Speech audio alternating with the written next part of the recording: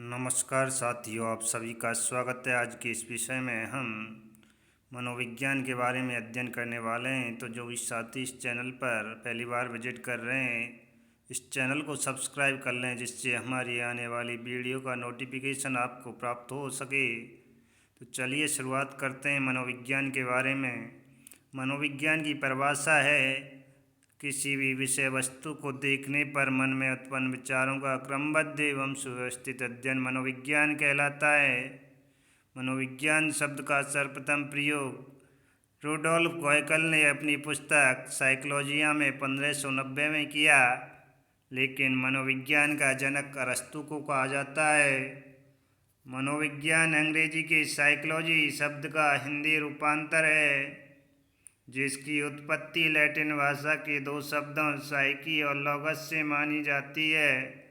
Psyche का अर्थ है आत्मा और लोगस का अर्थ है विज्ञान। इस प्रकार साइकोलॉजी का अर्थ आत्मा का विज्ञान है। साइकोलॉजी के विकास क्रम में सबसे पहले मनोविज्ञान को आत्मा का विज्ञान माना गया। इसके बाद मन, मस्तिष्क और चेतना का और वर्तमान में व्यवहार का मनोविज्ञान माना जाता है। आत्मा के चूँकि शुरुआत में मनोविज्ञान को आत्मा का मनोविज्ञान न मानने के पीछे तर्क था कि आत्मा दिखाई नहीं देती है और मन या मस्तिष्क के संबंध में अमूर्त विचारों का अध्ययन नहीं किया जा सकता, जिससे मन या मस्तिष्क के मनोविज्ञान को अमान्य किया गया। जिसके बाद चेतना का मनोविज्ञान आया और अचेतन मन के कारण चेतना के मनोविज्ञान को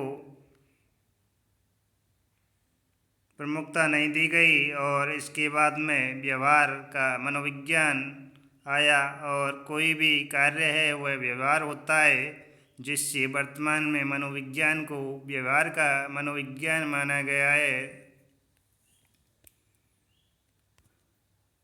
आत्मा का मनोविज्ञान 15वीं से 16वीं शताब्दी के मध्य में देने वाले मनोवैज्ञानिकों में अरस्तु, प्लेटो, देकार्त और रेबनी हैं, जबकि 1617वीं शताब्दी के मध्य में मनोविज्ञान को मन या मस्तिष्क का मनोविज्ञान मानने वाले मनोवैज्ञानिकों में पंपोनाजी और पेस्टोलाजी हैं। 18 से 19वीं शताब्दी के मध्य में मनोविज्ञान को चेतना का मनोविज्ञान मानने वाले वैज्ञानिकों में William Bond, William James, William Sully, Titchener, Chadwick और वाइब्स हैं। 19वीं शताब्दी में व्यवहार को मनोविज्ञान को व्यवहार का मनोविज्ञान माना गया है, जिनमें वाटसन, थॉर्नडाइक, स्किनर, पावलोव आदि मनोवैज्ञानिक हैं। मनोविज्ञान की परिभाषा में सबसे पहली परिभाषा है वुडवर्थ के अनुसार वातावरण के संपर्क में मानव व्यवहार का अध्ययन मनोविज्ञान कहलाता है और मैकडूगल के अनुसार आचरण और व्यवहार का अध्ययन मनोविज्ञान कहलाता है।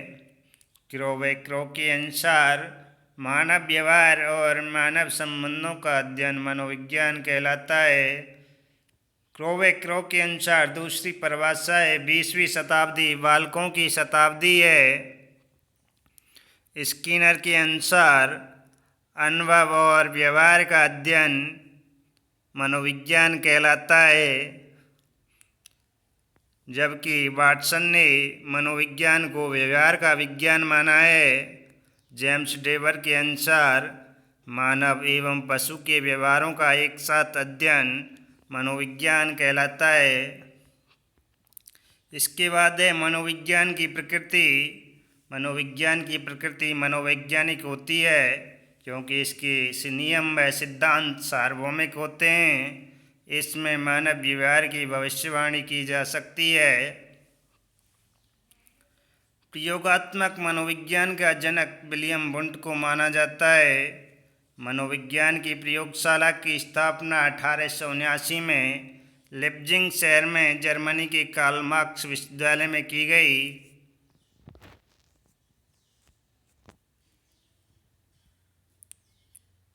और इसका प्रमुख कार्य मानव व्यवहार का अध्ययन करना है। मनोविज्ञान भूत भविष्य वर्तमान तीनों कालों का अध्ययन किया जाता है। इसके बाद है शिक्षा।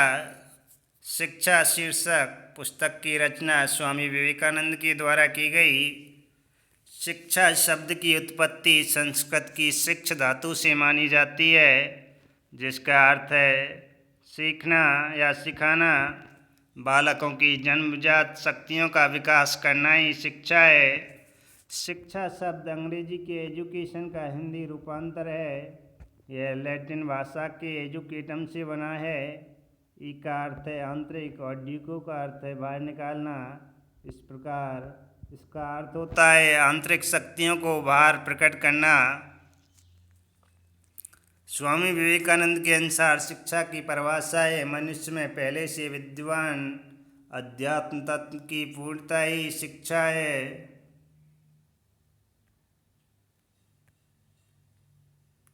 महात्मा गांधी के अनुसार शिक्षा से तात्पर्य बालक के शरीर, मस्तिष्क एवं आत्मा के सर्वांगीण विकास से है। सुकरात के अनुसार शिक्षा की परिभाषा है मानव मस्तिष्क में निहित अमूर्त विचारों को प्रकट करना ही शिक्षा है। पेस्टोलॉजी के अनुसार शिक्षा मानव या बाल विकास की स्वाभाविक विरोधहीन एवं प्रगतिशील प्रक्रिया है। शिक्षा मनोविज्ञान। शिक्षा में मानव व्यवहार में परिवर्तन होता है और मनोविज्ञान के अंतर्गत मानव व्यवहार का अध्ययन किया जाता है। इस प्रकार शिक्षा मनोविज्ञान परिवर्तित मानव व्यवहार का अध्ययन करने वाली मनोविज्ञान की शाखा शिक्षा मनोविज्ञान कहलाती है।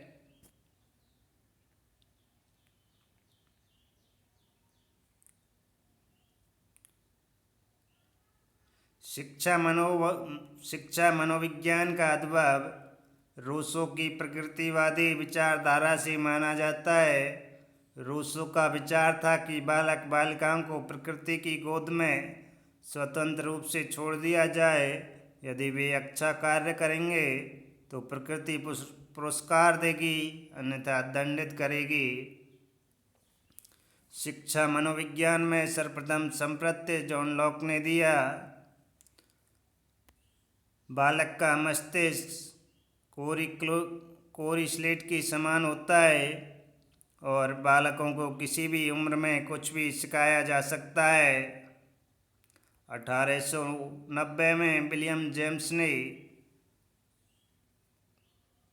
प्रिंसिपल ऑफ साइकोलॉजी नामक पुस्तक लिखी और 1898 में थॉर्नडाइक ने एनिमल इंटेलिजेंसी नामक पुस्तक लिखी। इसके बाद 1899 में विलियम जेम्स ने टीचर्स टू टॉक पुस्तक लिखी। 1900 ईस्वी में शिक्षा मनोविज्ञान का उद्भव हुआ और 1903 में शिक्षा मनोविज्ञान पुस्तक की रचना थॉर्नडाइक ने की। थॉर्नडाइक को ही शिक्षा मनोविज्ञान का जनक माना जाता है और प्रथम शैक्षणिक मनोवैज्ञानिक भी थॉर्नडाइक को ही माना जाता है। शिक्षा मनोविज्ञान की परिभाषाओं में पहली है क्रो एंड क्रोक के अनुसार बालकों के जन्म से वृद्धावस्था तक के अनुभवों की व्याख्या एवं वर्णन करना ही शिक्षा मनोविज्ञान है। कॉल्सनिक के अनुसार मनोविज्ञान के नियमों व सिद्धांतों की शिक्षा के क्षेत्र में अनुप्रयोग करना ही शिक्षा मनोविज्ञान है। स्किनर के अनुसार शैक्षणिक परिस्थितियों में मानव व्यवहार का अध्ययन करना ही शिक्षा मनोविज्ञान है। और इसकी स्किनर की दूसरी परिभाषा है मनोविज्ञान का संबंध शिक्षण एवं अधिगम प्रक्रिया से है। पील महोदय के अनुसार शिक्षा मनोविज्ञान शिक्षा का विज्ञान है।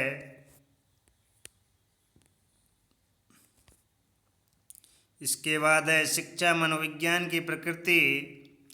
शिक्षा मनोविज्ञान की प्रकृति वैज्ञानिक होती है क्योंकि इसमें परिवर्तित मानव व्यवहार का अध्ययन किया जाता है।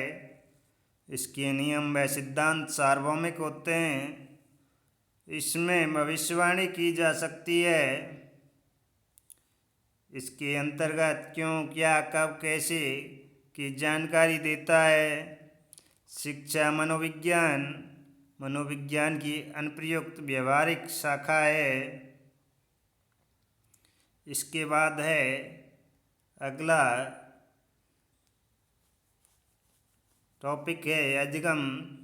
अधिगम का शाब्दिक अर्थ सीखना होता है, और जबकि वास्तविक अर्थ अधिगम का व्यवहार में परिवर्तन से, स्थायी परिवर्तन से लिया जाता है। व्यवहार में स्थायी परिवर्तन अभ्यास, प्रशिक्षण और अनुभव के द्वारा आता है। 1905 में विलियम मैकडूगल ने आउटलाइन ऑफ साइकोलॉजी पुस्तक में अधिगम को व्यवहार में स्थायी परिवर्तन माना है, और यह परिवर्तन अभ्यास, प्रशिक्षण व अनुभव के द्वारा आता है। तो अधिगम की परिभाषा के विषय में अभ्यास, प्रशिक्षण एवं अनुभव के द्वारा व्यवहार में होने वाला स्थायी परिवर्तन अधिगम कहलाता है। गेट्स के अनुसार प्रशिक्षण एवं अनुभव के द्वारा व्यवहार में होने वाला परिवर्तन अधिगम कहलाता है। गिलफोर्ड के द्वारा व्यवहार द्वारा व्यवहार में परिवर्तन अधिगम कहलाता है। क्रो के अनुसार सीखना आदतों, ज्ञान व अभिवृत्तियों का अर्जन है। वुडवर्थ के अनुसार अधिगम विकास की प्रक्रिया है। वुडवर्थ की दूसरी परिभाषा है नवीन ज्ञान एवं नवीन प्रतिक्रियाओं का अर्जन ही अधिगम कहलाता है। स्किनर के अनुसार व्यवहार में उत्तरोत्तर अनुकूलन की प्रक्रिया ही अधिगम है।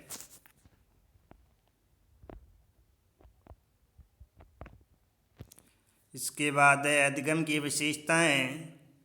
अधिगम सार्वभौमिक होता है। अधिगम निरंतर चलता है। अधिगम अनुभवों का संगठन है। अधिगम समायोजन में सहायक है।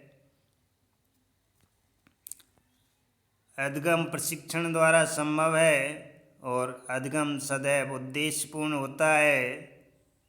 अधिगम वातावरण की उपज है। अधिगम व्यक्तित्व विकास में सहायक होता है। अन्य अधिगम भी अधिगम का भाग है। अधिगम अप्रत्यक्ष रूप से जन्म से पहले और प्रत्यक्ष रूप से जन्म के बाद प्रारंभ होता है। इसके बाद है अधिगम के भेद। अधिगम के 3 भेद हैं: गत्यात्मक अधिगम, वाचिक अधिगम और समस्या समाधान अधिगम।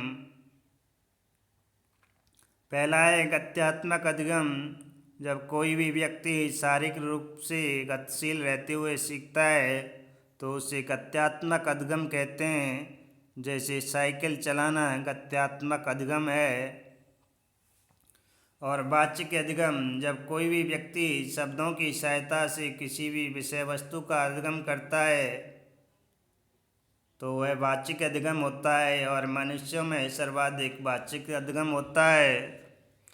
समस्या समाधान अधिगम, किसी भी समस्या को हल करते हुए सीखना समस्या समाधान अधिगम है। गणित विषय में किया जाने वाला अधिगम समस्या समाधान अधिगम है। इसके बाद अधिगम के सोपानों में पहला है अभिप्रेरणा, विभिन्न अनुक्रियाएं, बाधाएं, पुनर्बलन और अनुभवों का संगठन। इसके बाद है लक्ष्य की प्राप्ति। तो ये था हमारा आज का टॉपिक।